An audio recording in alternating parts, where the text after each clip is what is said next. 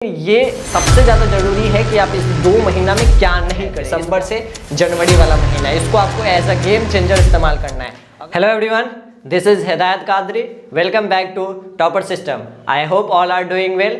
Now only 2 months left for your board exam. There is a common question coming out, sir. Is it possible to score 95% or not?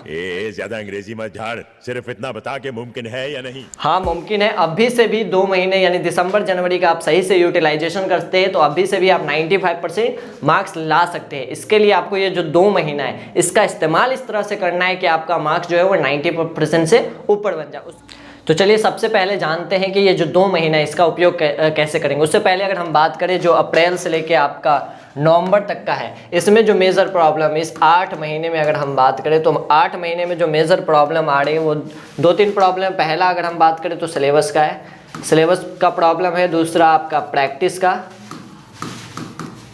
और revision. आपको board exam निकालना है उसके लिए ये 3 चीज़ बहुत ज़्यादा जरूरी है। आपका सिलेबस जो होना चाहिए वो कंप्लीट होना चाहिए, लेकिन आपने इस 8 मंथ में सिलेबस को कंप्लीट नहीं करा है, आपका प्रैक्टिस जो है वो प्रॉपर नहीं हो पाई और रिवीजन भी नहीं हो पाया। तो ये जो 8 मंथ में आप ये 3 चीज़ नहीं कर पाए हैं, सिलेबस कंप्लीट नहीं है, प्रैक्टिस आपका पूरा नहीं हो पाया और रिवीजन नहीं हो पाया, तो ये 2 महीना में आप क्या करें, कैसे करें जिससे आपका जो सिलेबस भी कंप्लीट हो जाए, प्रैक्टिस भी हो जाए और रिवीजन भी हो जाए। तो सबसे पहले हम जानते हैं आपको 2 महीना पहले ये नहीं सोचना कि ये 2 महीना कम है, 2 महीना बहुत होती है। इसको आपको कैसे इस्तेमाल करने है, ये जो 2 महीना है आपका दिसंबर से जनवरी, ये आपका गेम चेंजर हो सकता है आपके एग्जाम पॉइंट ऑफ व्यू से।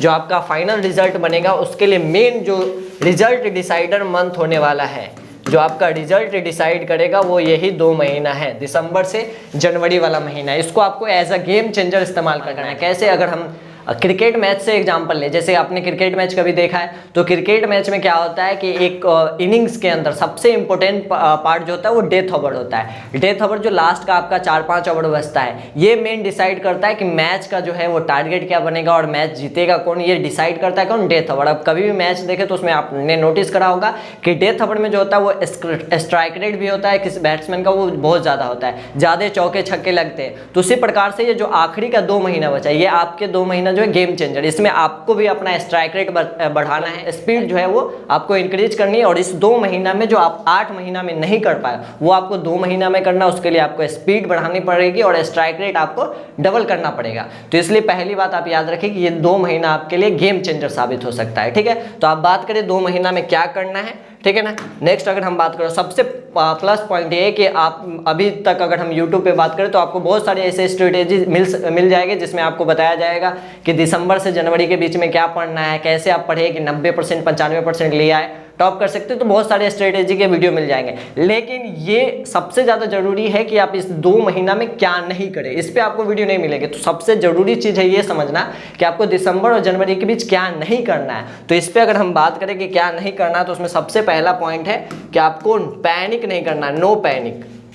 यानी आपको घबराना नहीं है कि समय कम बचा, समय अभी भी ज़्यादा है। 2 महीना मतलब कि 60 दिन है, इस 60 दिन का अगर आप सही से इस्तेमाल करें, जैसे मैच के लिए क्या 5-6 ओवर ही इंपॉर्टेंट होता है, इसीलिए आपके लिए आपके एग्जाम के लिए 2 मंथ लास्ट का जो है काफ़ी इंपॉर्टेंट है। तो पैनिक आपको नहीं करना है, आपको स्पीड जो है वो डबल करना है, स्पीड डबल करके पैनिक नहीं करना और आपको मेहनत जो है वो 2 गुनी करनी होगी। इसके बाद अगर हम दूसरा पॉइंट बताएं तो नो डीमोटिवेशन।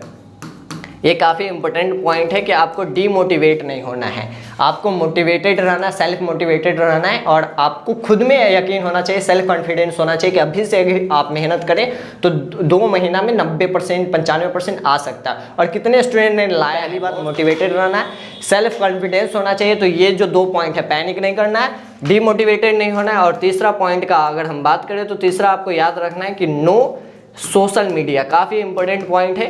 ये 2 महीने के लिए आपको भी किसी भी प्रकार का डिस्ट्रैक्शन नहीं लेना है, किसी भी प्रकार का जो है वो डिस्ट्रैक्शन नहीं होना चाहिए, इसको आपको कट करना है। सबसे बड़ा डिस्ट्रैक्शन का बात करें आज के दौर में तो सोशल मीडिया। तो आपको 2 महीने के लिए सोशल मीडिया को कंप्लीट आउट करना है, कंप्लीट खत्म करना है, सोशल मीडिया नहीं होना चाहिए। और सबसे मोस्ट इंपॉर्टेंट पॉइंट जो आपको नहीं करना है, ये काफ़ी इंपॉर्टेंट पॉइंट है जो आपको बहुत लोग नहीं बताएगा, कोई नहीं बताएगा, तो उसके लिए आपको ये जानना जरूरी है कि नो न्यू कॉन्सेप्ट।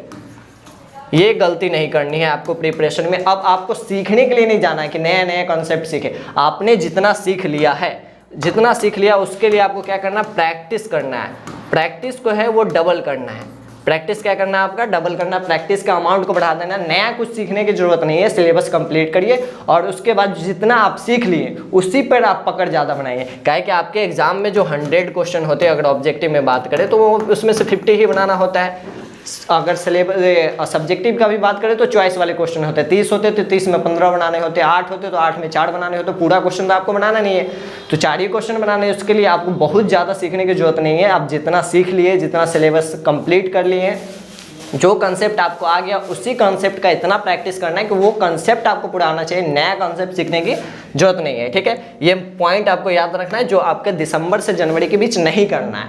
अब क्या करें, इस पॉइंट का अगर हम डिस्कशन करें क्या करें, तो उसके लिए आपको सबसे पहले याद रखना है कि इस दिसंबर वाले मंथ में और जनवरी वाले मंथ में आपको 2 महीने के लिए क्या करना है, सिलेबस कंप्लीट करना है। तो सिलेबस कंप्लीट कैसे करें, इसके लिए भी अगर हम पॉइंट बताएं कि सिलेबस कंप्लीट करने के लिए आपको सबसे पहले एनसीईआरटी बुक करना है।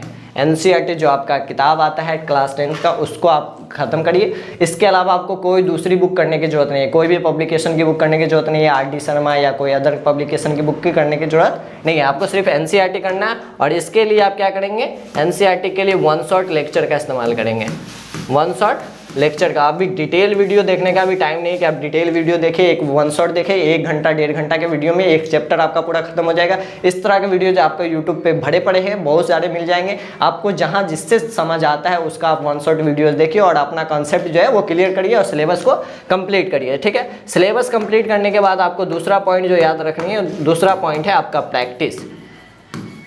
सिलेबस के बाद क्या करना है, आपको प्रैक्टिस करना है, कोई नया कॉन्सेप्ट सीखने की जरूरत नहीं है, जितना आप सीख चुके हैं उसी को आप प्रैक्टिस करें। प्रैक्टिस करने के लिए भी 2 चीज़ का ही इस्तेमाल करना है।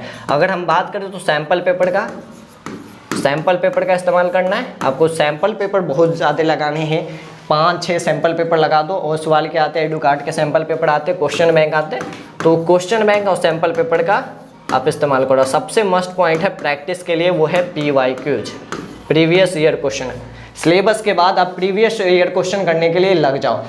5 साल का, लास्ट 5 ईयर्स का, 6 ईयर्स के आप प्रीवियस ईयर क्वेश्चन करो, उससे आपको बहुत कुछ आइडिया हो जाएगा, पैटर्न के बारे में बहुत कुछ आइडिया हो जाएगा, क्वेश्चन की चैप्टर की वेटेज के बारे में, क्वेश्चन लेंदी होता है, हार्ड होते हैं, नॉर्मल क्वेश्चन होते हैं, ये सारा आइडिया आपको PYQs से हो जाएगा। और PYQs रिपीट भी होते हैं, आपके जो 2018 के क्वेश्चन होंगे वो 2024 में, 22 में रिपीट भी होंगे। ठीक है ना, तो इसलिए आपको PYQs करना है। ठीक है, नेक्स्ट पॉइंट का अगर हम बात करें तो नेक्स्ट पॉइंट आपको मालूम है सिलेबस, प्रैक्टिस, इसके बाद तीसरा पॉइंट जो होता है वो रिवीजन।